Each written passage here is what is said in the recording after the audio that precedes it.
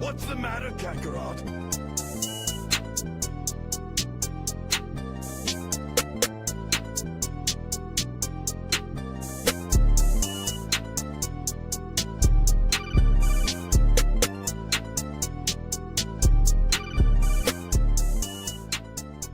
Good morning and Happy New Year! We are officially in 2026. What?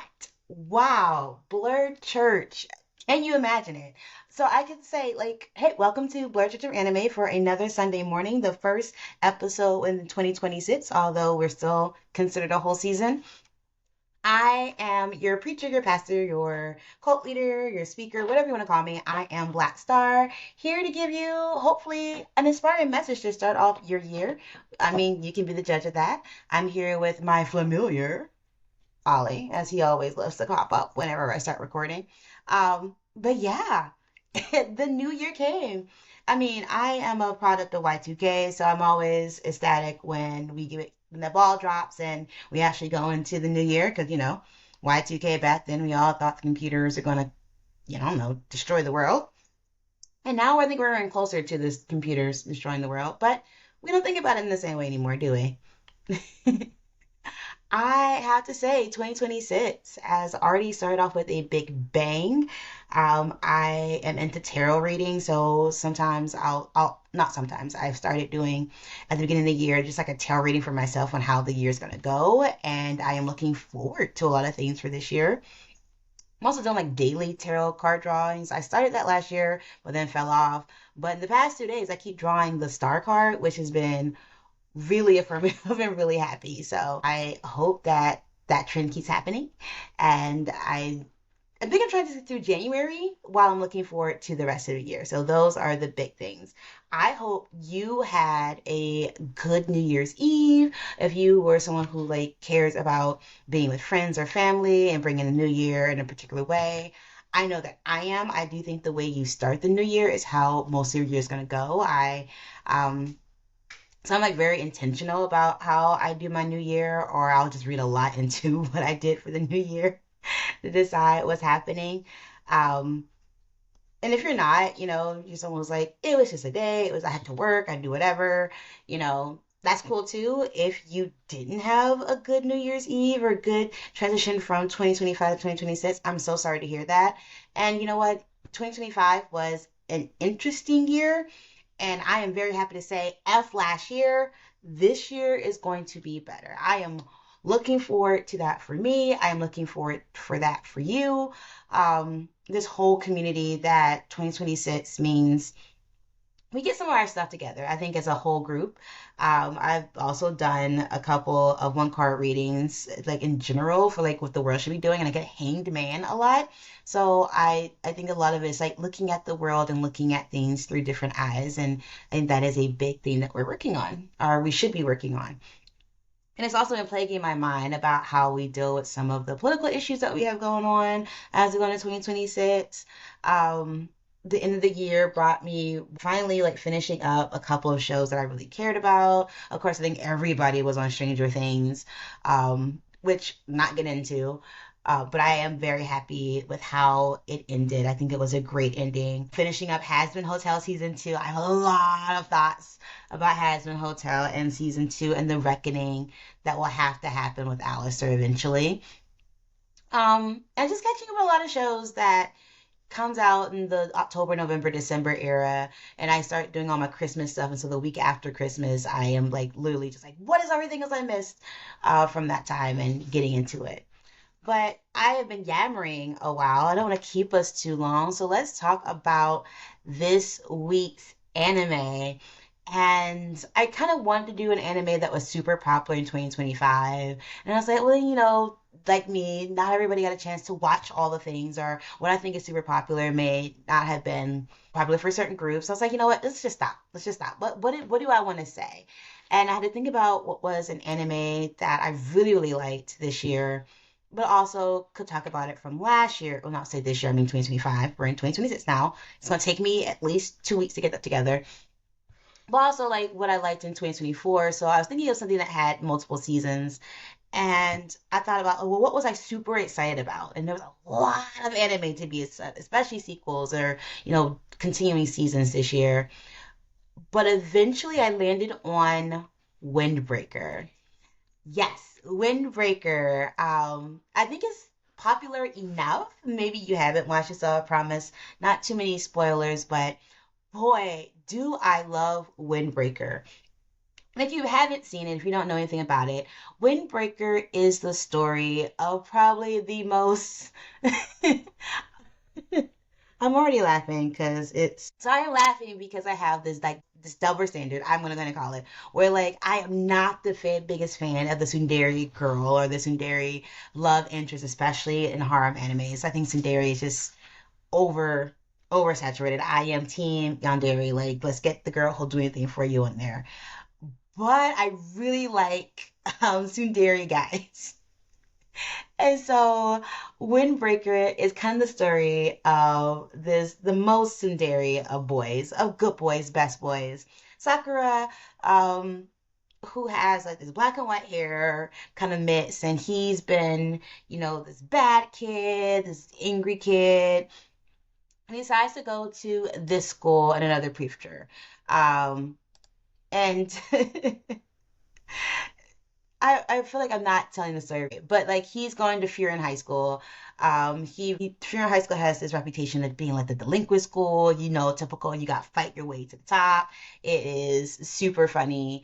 And I always love a good battle anime, battle idea. But the thing is, Furin isn't like that, and he is getting in there and learning like, hey, no, this is not a delinquent school per se. This is a school of delinquents with a heart of gold. And I am always a fan of the delinquents with a heart of gold.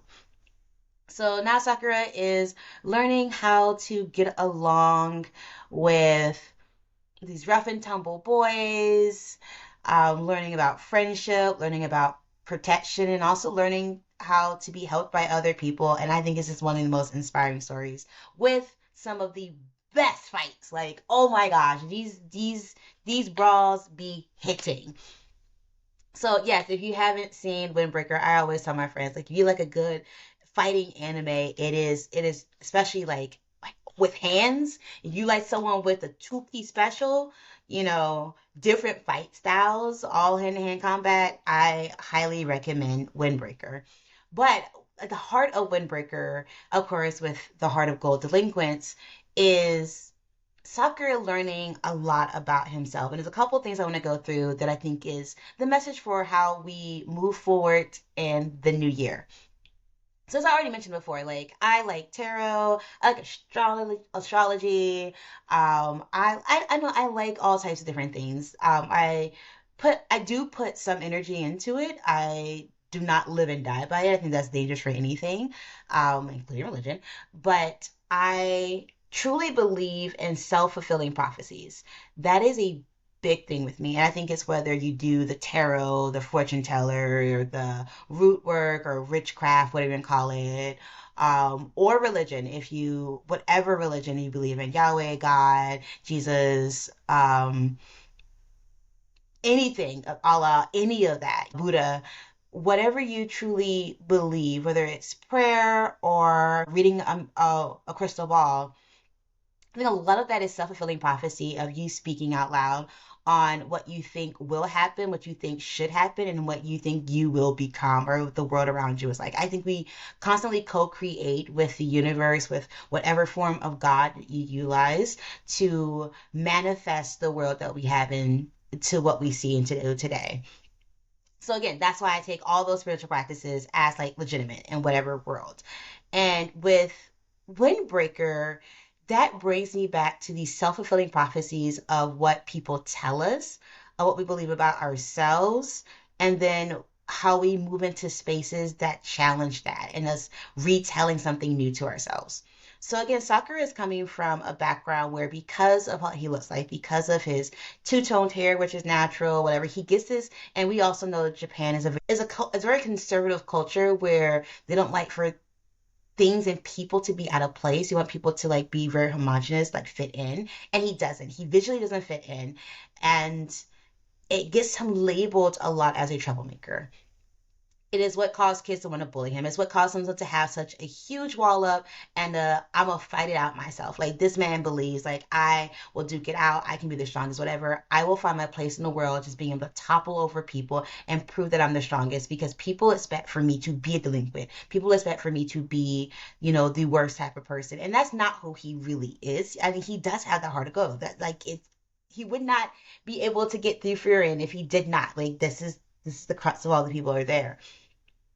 And but this because of everything that people have spoken into him, it's the way he walks into the world. It's the way he walks to people. It's the reason why he's such a tsundere. Like, he doesn't know how to show affection because he really wasn't given affection. He doesn't know how to communicate in positive ways because people didn't communicate with him positively. Like, we don't know his full backstory. We get a lot of flashbacks. Like, people always doubting him, always saying poisons. Like, the power is in the tongue. I love that kind of verse of just saying like what is happening and who he's going to be.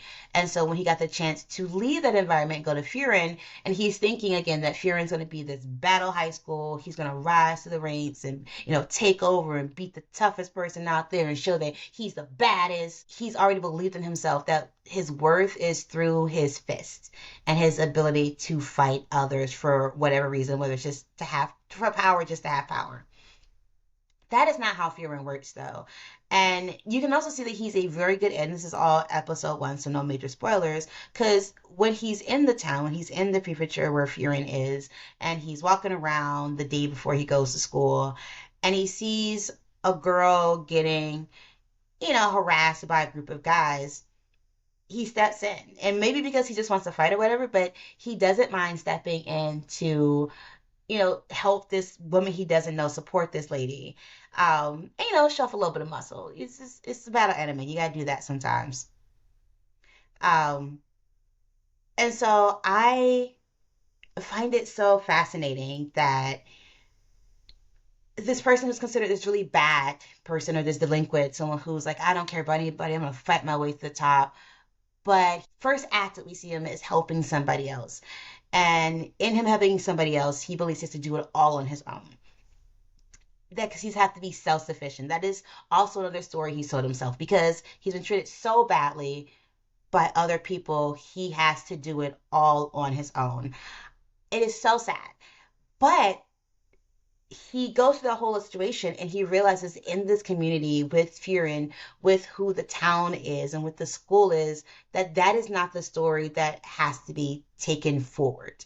Um, I think a lot of it is him, and I mean, people can show into you. I think that really does help. You kind of change it does kind of really help change what you may think about yourself, but at some point, the change doesn't really happen for Sakura until he starts saying it for himself.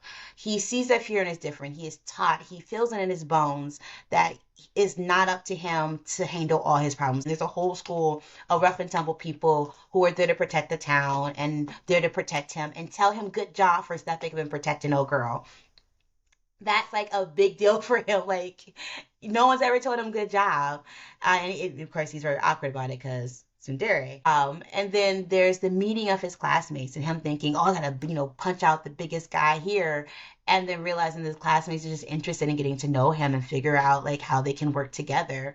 And then is meeting all the top A's at the school, meeting all the upperclassmen who run their particular squads, and then learning that he can learn from and get support from those other characters, people who are a lot like him, who came in not understanding what it meant to be part of a group, not understanding what it meant to be dependent on, not understanding what it meant to have friendship or to be a leader, and that he can learn and grow into that.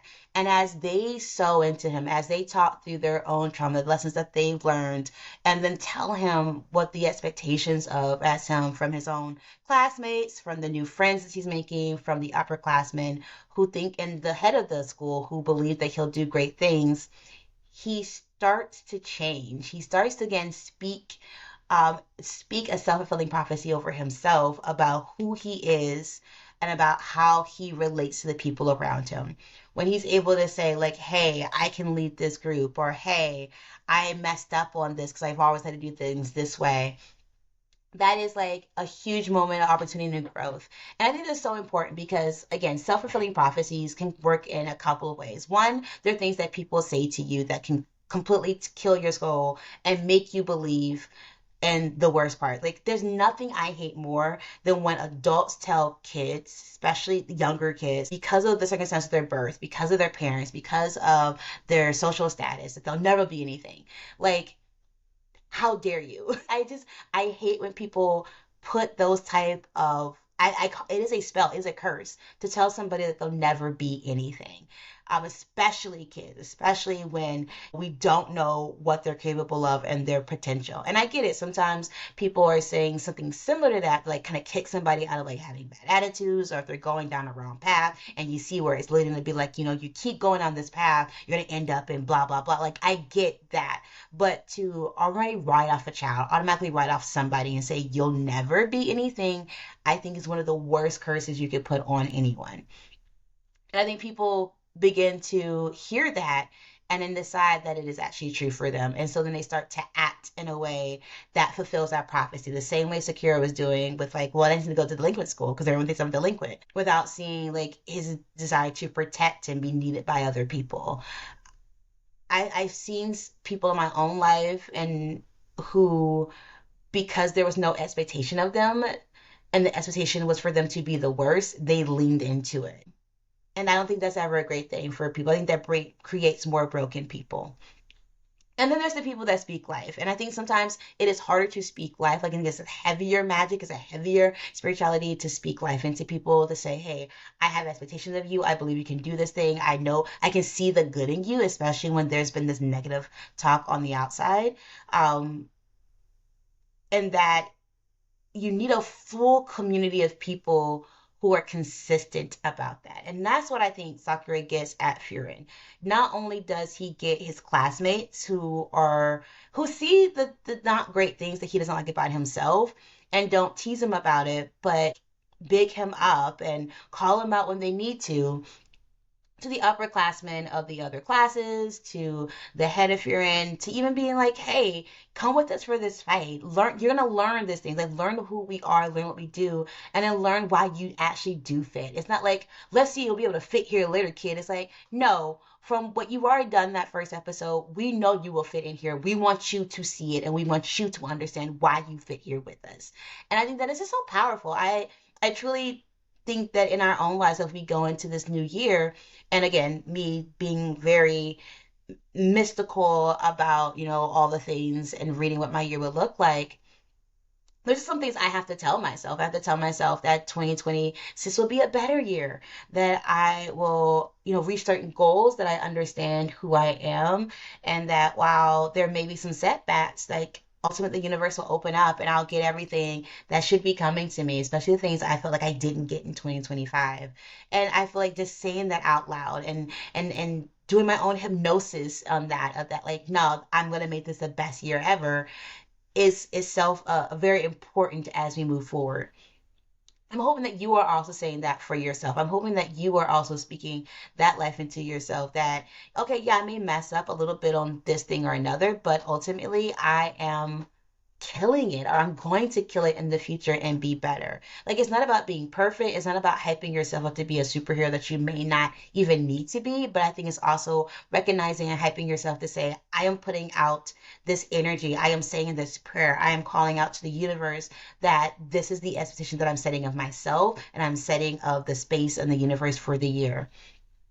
It it can be really life affirming when someone starts it for you, but then ultimately at the end, like I said before, it has to be your own time. You have to finish it. There's always a saying that I think people use a lot, like, whether you can or you can't, you're right. So what you think you can do, what you say out loud of what you can't do, then you're end up gonna be right. Like, and like some of us, we surprise ourselves all the time. Sometimes I'd be like, I'm not sure. And I do genuinely love that I can surprise myself when I get some stuff done, especially last minute, because your girl's a procrastinator. But overall, I think what I truly believe about myself is that I'm worth it, that I am amazing, that I put a lot of things out in the universe, and I'll be reaping all the things that I have sown, which are good crops, and that even if I mess up, I'll have the chance to make it right. And so I shouldn't be too afraid of getting it wrong. And that I want to be the person that, and when I do get it wrong, I can apologize or try to make it better in the next round. And then that people will hear me out when I do. So I want you to think on that. Like, what are some things you know to be true about yourself? What are some things you expect for yourself in the new year?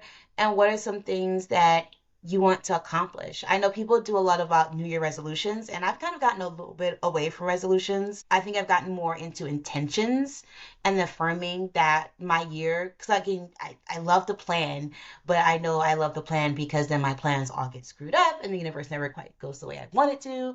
But I think I plan as a way to be like, okay, let me see how much it's going to end up deviating. This is an open box video game, the open world video game. Like, let's see how far off the path we get, and then can I get back to the main story before I get to the end of the year? And that's okay too. I have lots of friends that life has been one way or another, not even just 2025, but for a number of years. And when I try to talk or catch up with them before the new year, it's always like, okay, last year is dead. This new year is here. Like, are we fearful? Are we hopeful? And just having a real conversation about what that looks like.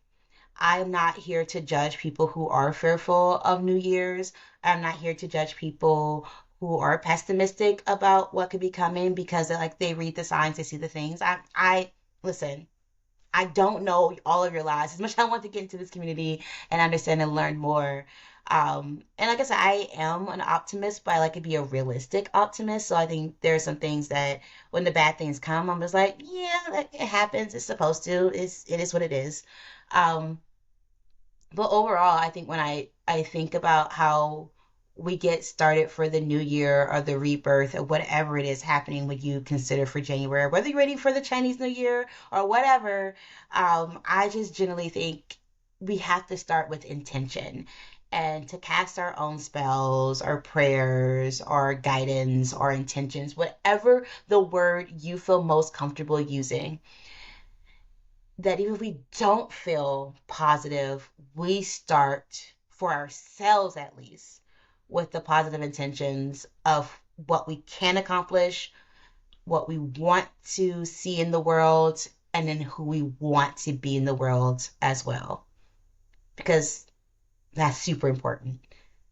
And I mean, in the case of Sakura, who, again, dealing with what the world, one part of the world, because that wasn't the whole world, that was just the people he was around, about who he is, and then readjusting who he is, and then rising to the occasion to be who this new group of people need him to be and know him to be able to do. And that is half the reason you should watch the show. It is half the reason to watch the show. The other half is the fights are sick. uh, the fights are sick. The animation, the battles, and there's two seasons right now. Catch up. I'm hoping that there'll be another season in the spring. Um, and I also love like I can look at the opening, the OP, and like point out characters and be like, I'm gonna love that character. Oh, that character seems cool. Oh, me and this character gonna be besties. And I have been right every single time. All these characters come up because it's not just about Sakura. It's about the whole group. It's about the whole class. It's about the whole school. Even the antagonists. I won't call them quite villains, but the antagonists, the other gangs or schools that they fight. You find some really cool people, and you watch people in the process of getting the stuff beat out of them realize that, there are still places where they can change to and they can rewrite and retell their own story. So yeah, I think anyone is surprised that my New Year's first sermon of the year is about rebirth. So, or about positivity or speaking positive stuff into your life because of course it has to be. I am excited about what this year's going to bring for not just the community and not just for myself but all of us, and I'm hoping that you'll spend most of 2026, if not all of it, still catching in to the Blerd Church of Anime and our weekly sermons. And on that note, I'll just say until next time, I will catch you later on our next Sunday. Bye. The Blerd Church of Anime podcast is produced by Blackstar, aka Lauren Tillman, written by Lauren Tillman, and hosted by Lauren Tillman. Music created by EL47.